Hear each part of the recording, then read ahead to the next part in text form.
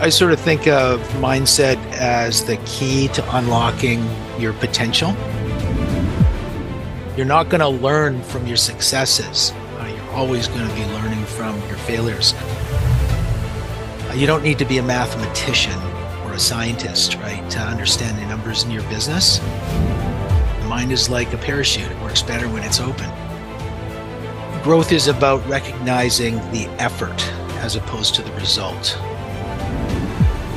Good is what keeps people away from getting great because they put a cap on things. This is Professional Builders Secrets, the #1 podcast to help you grow your building company safely and securely. Brought to you by the Association of Professional Builders. Join us every week as we talk to industry experts and your fellow professional builders on everything you need to know to generate more leads, more sales, and higher margins while improving the building experience for your clients. Hello, and welcome to the Professional Builders Secrets podcast, a podcast by the Association of Professional Builders for building company owners, general managers, VPs, and emerging leaders. Here we discuss all things running a professional building company, from sales processes, financials, operations, and marketing. We have another exciting episode from the Professional Builders Secrets podcast. I'm joined today by Clint Best, Executive Business Coach with the Association of Professional Builders. Clint, lovely to have you back again. How have you been, man? Hey, Bosco, I've been fantastic. That's great. Learning and growing all the time. Life is good. Absolutely. Well, I'm really excited to be talking about the mindset of a professional builder today. And, let's get cracking. My first question for you is, how does mindset or a successful mindset impact a professional building company? And should builders care about having a positive mindset? Yeah, well, that's a super easy one, of course, because how could it not impact them? Because what we're talking about is, I sort of think of mindset as the key to unlocking your potential, having a healthy mindset or having the right mindset. And we'll get into that. But really, it's really the key source of leverage in life and in business.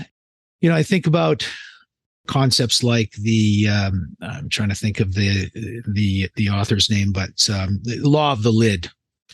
And we have all these things that keep us where we are, or stuck, or limited. And I think when you work on your mindset, and it's really about how you're thinking about things, right? It's really about what's driving your thoughts, what's behind those things. Yeah, when you start to release and unlock your thinking, you start to release and unlock your potential. And can you categorize mindsets? Like, what are the various types of mindsets that you could potentially have? Well, there's a book called Mindset written by Carol Dweck, and it's been out for quite a few years. And in there, she makes the case between a growth mindset and a fixed mindset. And so a lot of people will be familiar with that. They might not be familiar with her as the author. It's a great book. I highly recommend it. A simple way to think of it is open and closed, right? Growth is open, leads to growth. Fixed is closed, kind of keeps you stuck, right? So, I guess to sort of drill down into that a little bit further, growth is about recognizing the effort as opposed to the result, and putting more emphasis. Fixed mindset, might put a little too much weight on talent, and you're sort of born with the talent you have, and those are the cards that you've been dealt, so stick with that. And so it's very limited in that way, and it's subtle, right? I mean, we think that way, right? But if we really kind of dial up our self-awareness, we can see where that might be getting in our way. So, obviously the growth mindset recognizes that you can learn anything if you want. I recently listened to Sky's podcast on skills, right? Skill building. Right. And, so the growth mindset is really connected to that idea of building skills, and I can learn anything if I put in the effort. And it's interesting that I find it really fascinating that she talks about fixed versus growth. The author that you talked about, Carol, because I thought you were going to say positive and negative mindsets, but then I just realized that's an emotion. It's not necessarily just a mindset. So I thought it was really cool that you talked about, from looking at it from a constant state of being and a progressive state of being. I know the Association of Professional Builders advocates for playing to people's strengths. How does this fit into the concept of mindset through the coaching programs that you guys have and the mentoring programs? How do you bring this to the coaching, and how do you get your builders to play to their strengths? Everybody has their strengths and weaknesses at any given point in time. And obviously, if a fixed mindset is about just doing what you're good at, what you're already talented at, and a growth mindset means that you can get better at things. When somebody decides to make improvements in their business and they reach out to an organization like ours to help them and help accelerate that effort, oftentimes they've got to earn the right, I guess you could say, or they got to get there first, right? So they might be a sole operator that still needs to kind of juggle all the balls or work in all areas of the business. And but the way that the growth mindset fits into that is when they start identifying, start setting goals, start prioritizing areas of the business. And of course, we help them with that. We help them do that strategically, right? Because you can't do everything at once. So picking those spots that are going to help you based on where you are right now, and then prescribing the training and the learning that will help them to implement the structure into their business and help them develop themselves personally to overcome those things. And so eventually they can start delegating more things, right? And, as they increase their profits and their resources and their ability to bring on more people or invest in more technology and continue to build their business, there's a whole learning curve that comes with that.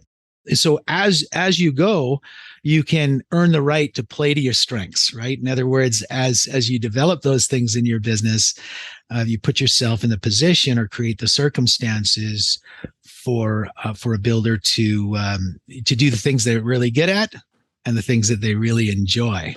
Does that make sense? Yeah, no, absolutely. So give me an example. Like, what are the various examples specifically for the builders out there and for our listeners who are builders as well? What is a classic example of a fixed mindset for a builder versus what is a classical example of a growth mindset for a professional builder? So let's just say I'm a builder, I'm coming to you for coaching. What would be the two different patterns between the two? Yeah. So again, you don't always know whether you're not always aware that you're in a growth or a fixed mindset. It really comes out in your behavior, as do most things.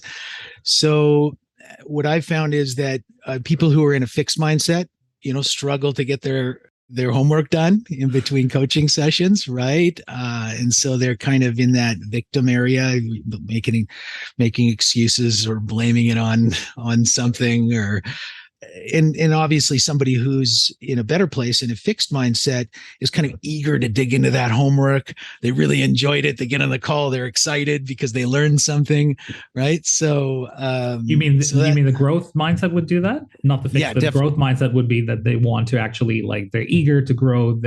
Let's use the whipper, for example. They'd be, all over it. They'll be coming to you going, hey, we've just done this. Take a look at it. Tell me what you think. That's the growth mindset, right? Yeah, exactly. They've put in the effort. Yep. Right. They've pushed through whatever's in their way or not in their way because they have a growth mindset. Right. And they're experiencing success, which of course motivates them to experience more success. So yeah, in simple terms, that would be it. Right. Because growth mindset, people who are operating in a growth mindset are students, they're learners. Right. What's the old story? Learners are earners. Yeah. Right. So there seems to be a really good pattern here, because what you're saying is really, if you have a growth mindset, you'll see it in the execution. The devil's in the details of the execution, right? They'll actually go above and beyond what's expected is what you're really coming at me with. Well, absolutely. And through encouragement, people can get out of the fixed mindset. That's the key here, right? The key point is that it's a choice, right? It really is a choice to stay there. And of course, one of the things that we do as coaches is we, try to shed more light on the benefits of making a change. Right. We'll have to have another podcast episode for people that don't do their homework and what Clint does to get them to do their homework. But that's a whole different podcast.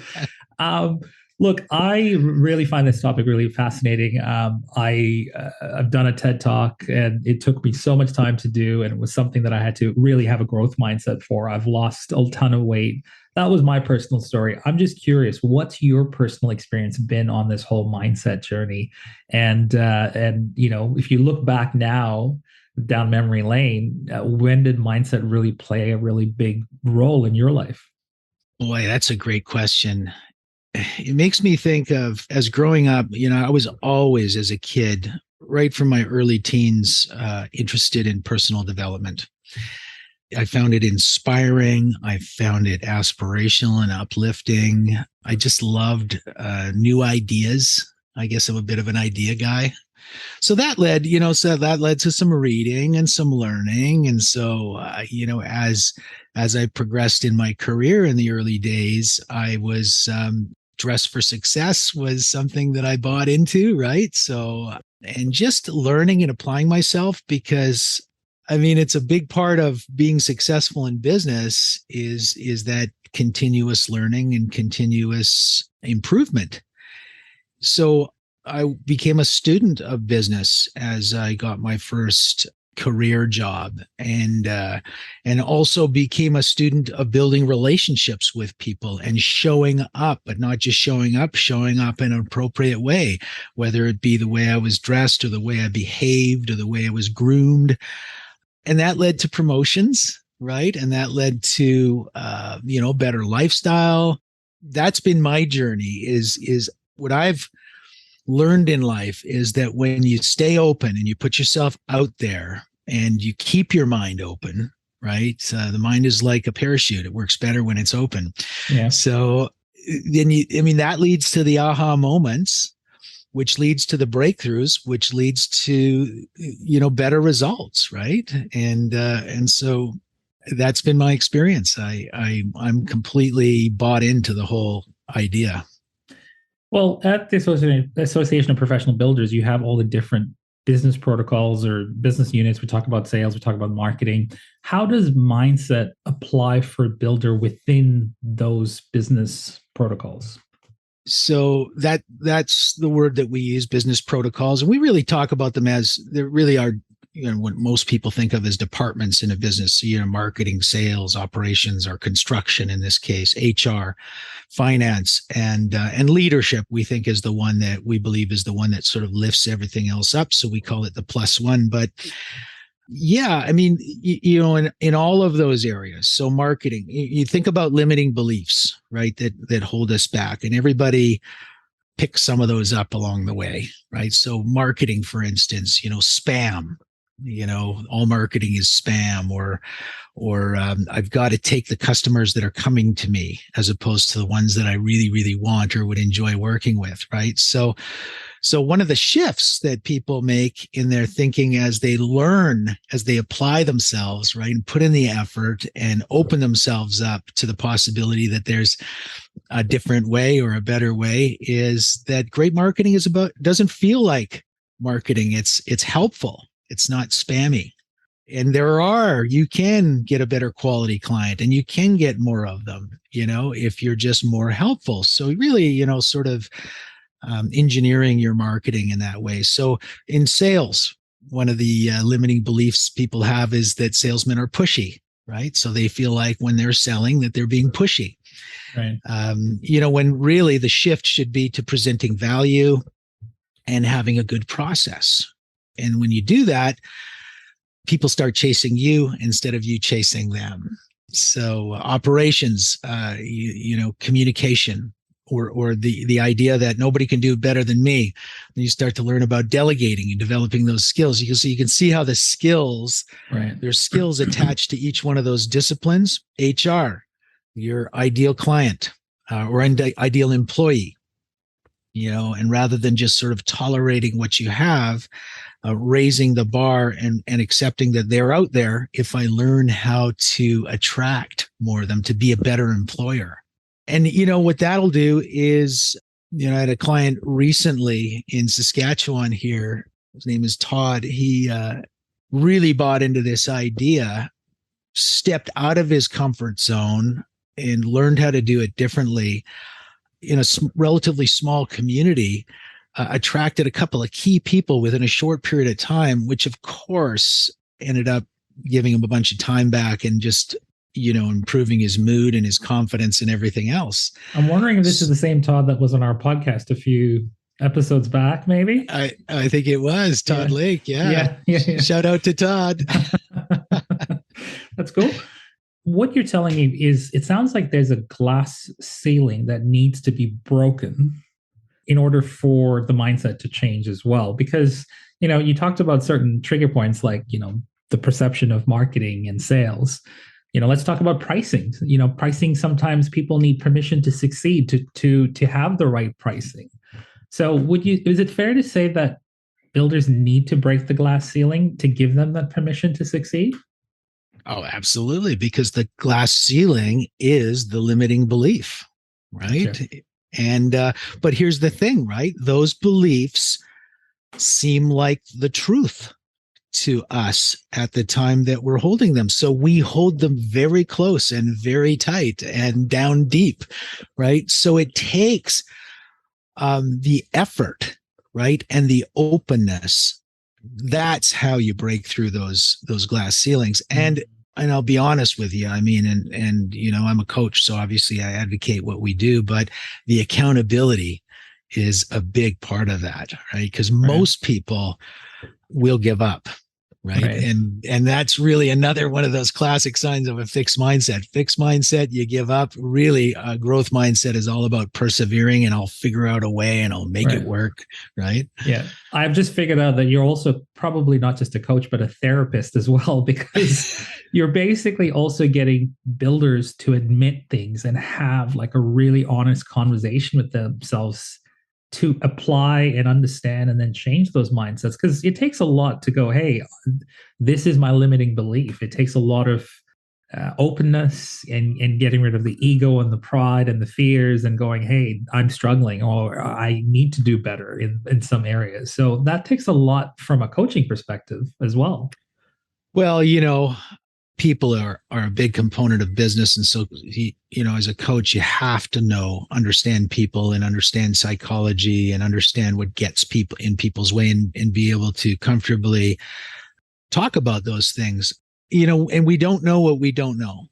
And so how do you get around that? Well, again, just opening yourself up to the possibilities and applying yourself and learning. And it's kind of like when that aha moment comes for people and they see that blind spot, right? And they see it. And sometimes it just happens. Like, it doesn't often happen in the moment that you're talking about it. It usually happens later on when they're doing something else and their mind is relaxed and something else happens and they connect the dots between this thing and that thing, right? But you have to trust the process in order to put yourself in that position. And then it's kind of like, I kind of think of it as like, a gopher in a gopher hole, and he thinks that's the whole world. And then finally has that aha moment, pops his head out, looks around and goes, holy cow, there's a whole nother world of possibilities out here. Right. Okay. Well, you talked about psychology as well. Society has a way of putting labels on things. People have a way of putting labels on things. They say that labels play a big role in mindset development as well. Can you give us some of your insights from the front lines and examples of clients that you've worked with where you've, had these areas where they've either been in a label or they've had to crack, the glass ceiling as well? Yeah. So labels really feed those beliefs we're talking about. And of course, you can have positive labels and you can have negative labels. You can have empowering labels and you can have disempowering labels. So, one of the labels that we come across a lot is, I'm not a numbers guy, or I'm not good with numbers. Well, the reality is you don't need to be a mathematician or a scientist, right, to understand the numbers in your business. And I think what we do, the way that we break down that limiting belief is by, simplifying it for our builders. And then through repetition and practice, helping them to understand that if they know the key numbers in their business and they're able to control those, it's an entirely different ballgame. Suddenly you can be very good with numbers, which doesn't mean, again, that's your favorite thing to do or that you're a mathematician. So labels are dangerous, right? And they're just something that we need to be aware of because people get attached to those things, right? And I'm not a psychologist, but I know enough to know that when you let go of that attachment, things can change pretty quickly. Right. From everything I know about the Association of Professional Builders, you're all about changing the professionalism within this industry. You're all about taking people to a new height that they haven't achieved before. And I know that speaking to other builders, they always tell me how the APB has helped them be on the business, not in the business. And they had to overcome some certain myths to get there. I'm just curious, what are some of the most common myths and obstacles that your clients must overcome to start to live that growth mindset? Well, the first thing they have to do is ask for help, right? That's a hard one. Yeah, no, it can be. It can be because again, right, if you happen to be in that growth mindset or sort of that fixed mindset, then you probably kind of don't want to know that you're there. So it's easier to stay stuck. I mean, they have to get over their fear of failure, because in a fixed mindset, we tend to be afraid of failure and look at it as a negative thing. In a growth mindset, you kind of flip that around and we look at failure as an opportunity to learn, right? So you've probably heard old sayings like fail forward, right? Fail faster forward, right? Learn, you're not going to learn from your successes. You're always going to be learning from your failures. So getting over that tendency to be too cautious, taking a few more risks, but calculated risks, right? We talk about helping builders grow safely and securely. So we're not about being careless or reckless. It's really about using proven systems. So that's where our confidence in saying, hey, don't worry, it's not going to hurt you, right? You're going to be fine. It won't hurt you or your business. So I think being judgmental, as opposed to, being positive and encouraging with yourself or with others. Yeah, I mean, one of the hallmarks of a fixed mindset is looking for approval, right? As opposed to really not caring what anybody else thinks, just feeling confident that you're doing what you need to do to get where you need to go. So does that make sense? Yeah, absolutely. Absolutely. How does someone get started on working on their mindset? Okay, so they've come to terms with things, they need help, they realize it, they acknowledge it.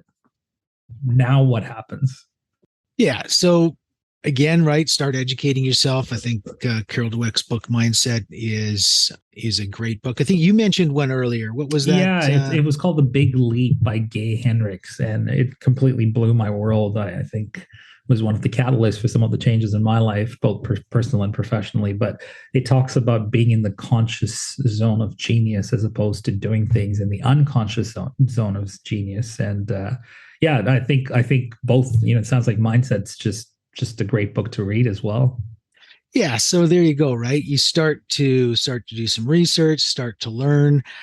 I think a big part of getting started is just setting some goals, right? Setting some goals and setting some targets, because, one of the ways that, you're in a growth mindset is that you start to hit your goals and you start to achieve your targets, right?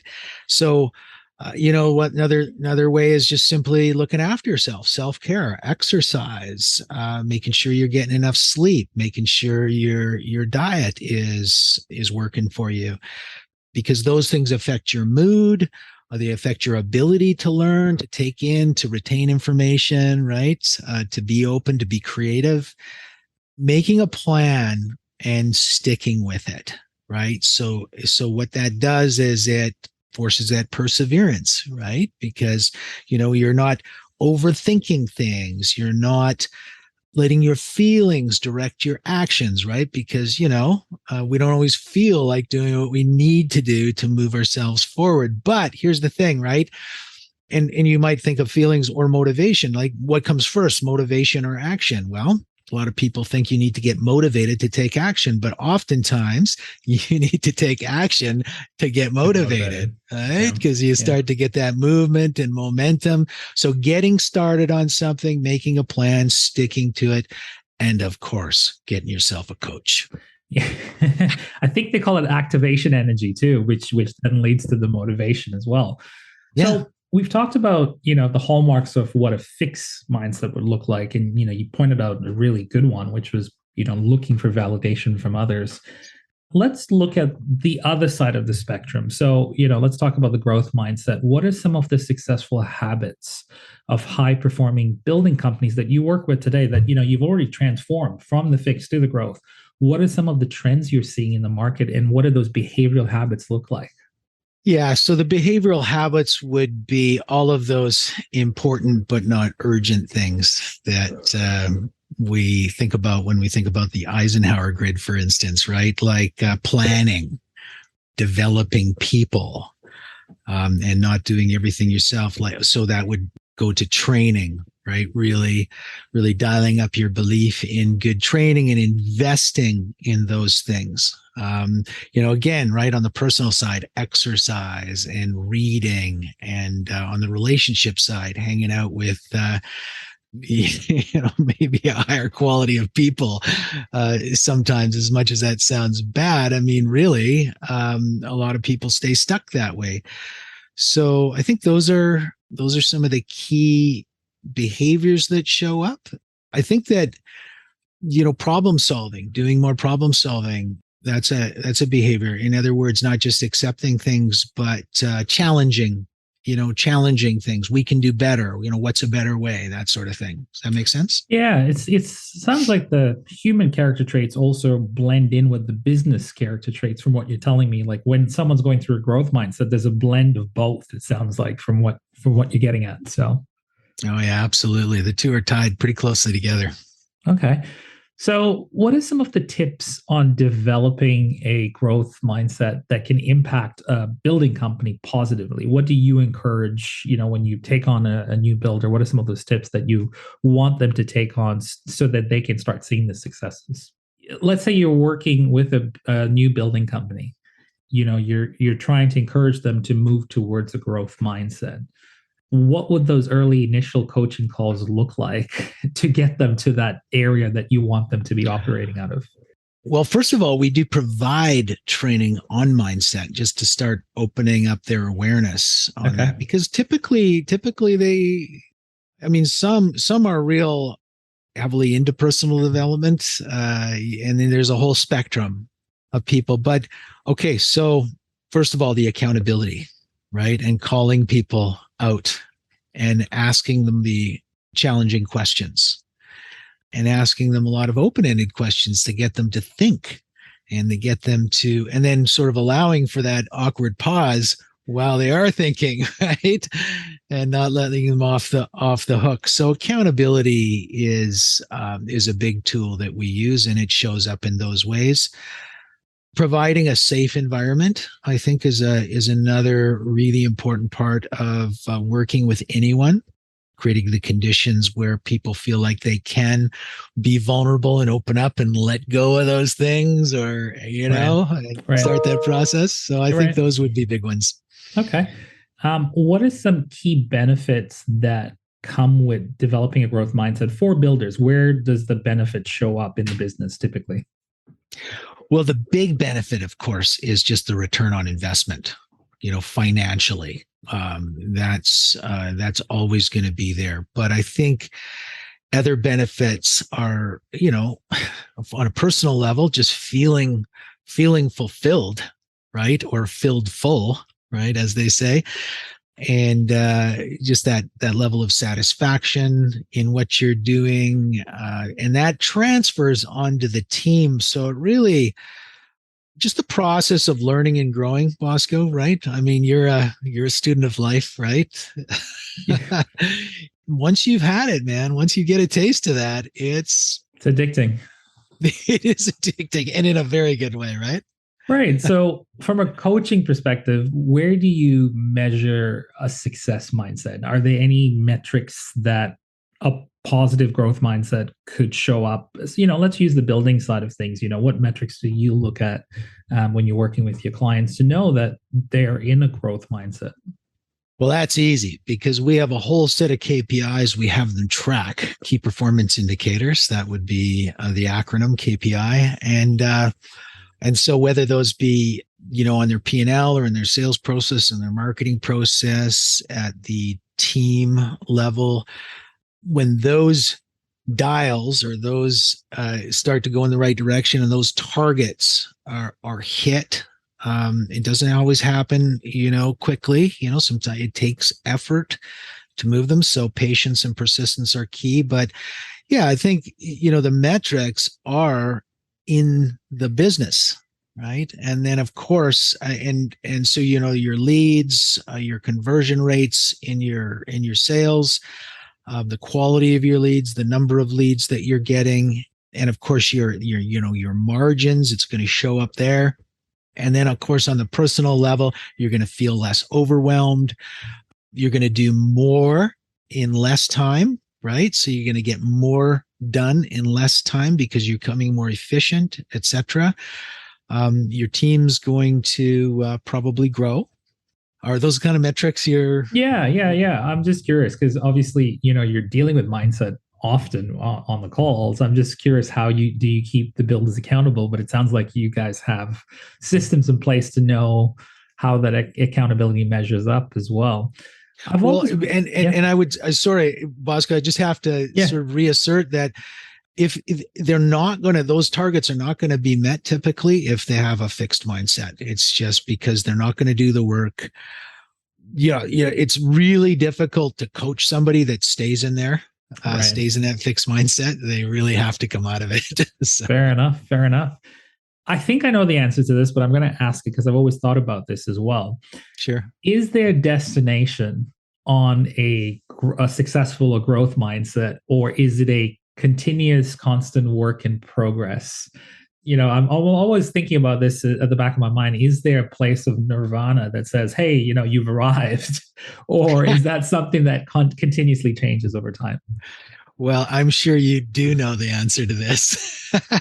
And the answer is, of course, it's unlimited. It's unlimited, right? Possibilities, potential is unlimited. It'll be different for everyone because everybody has their own version of nirvana, right? And, but the reality is, I mean, how, good to great, right, is a perfect example of that, right? It's, good is what keeps people away from getting great because they put a cap on things. And at the same time, I think what people realize is that there's such a sense of empowerment that comes from being and staying in a growth mindset where at some point at different points you will shift to different areas of your life, right? From your business goals to your relationship goals to your health goals to maybe your spiritual goals or any of those things. So I'm not advocating by any means that being successful in a building company is all about being rich and famous or those sorts of things. It's really about being happy and fulfilled and feeling like your life is balanced and you're enjoying it. Fair enough. Look, I could talk to you for hours on mindset, but I'm conscious of our time today together. But I'm going to end with one really important question, and I guess it's a future perspective, but a current perspective as well. We're living in a world right now with so many uncertainties and challenges and pressures, and for building companies as well. Builders are feeling it. They've been feeling it for a few years now. But how do we hold ourselves accountable as business owners, as builders, as professionals? How do we hold ourselves accountable to ensure that we maintain ourselves and not let the challenges and pressures of this world get in the way of what we're trying to achieve. And I'm sure it comes across your calls with your clients as well, where, they talk to you about some of the current challenges or the uncertainties as well. How do you help them or empower them stay true to where they want to go? One of the ways that we do that is we keep it real. One of the quickest ways to fail and to make bad decisions is to operate from a place of fear because, for obvious reasons. I like to think of it as staying realistically optimistic, right? Being a realistic optimist. Because the reality is, Bosco, in terms of trends, is we've been living in a hyper sort of heated economy for a number of years now. So we're simply in a lot of ways just course correcting right now. And particularly, it's been particularly unhealthy, I think, in the construction world, right? In the building world, because of course, when there's the kind of demand that's been placed on the building industry, and then with the upset in, in supply chains and those kind of things to exasperate that overheated industry, really, even though people have been busy, nobody's really winning. I mean, I think as things cool down, and this is where mindset will be so important, right? Because those builders who have been working on themselves and on their businesses and quietly putting the right things in place will still be there when the dust settles. Right? We fervently believe that. So I think there's a lot of healthy things that are going to happen, again, in a positively, realistically optimistic mindset.